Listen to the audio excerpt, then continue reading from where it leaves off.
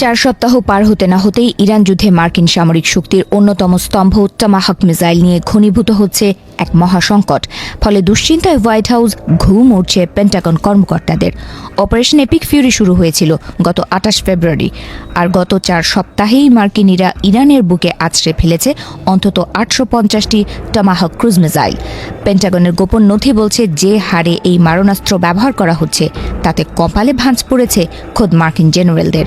যুদ্ধের তীব্রতা এতটাই যে কয়েক বছরের জমানো অস্ত্রভাণ্ডার মাত্র কয়েক সপ্তাহেই শূন্য হওয়ার পথে।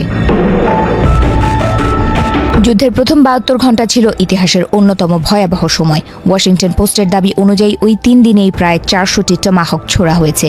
সাধারণ হিসেবে এটি মার্কিন নৌবাহিনীর মোট স্টকের প্রায় 10%, অর্থাৎ মাত্র 3 দিনেই আমেরিকার তৃণমূলের 10 ভাগের 1 ভাগ শেষ হয়ে গিয়েছে।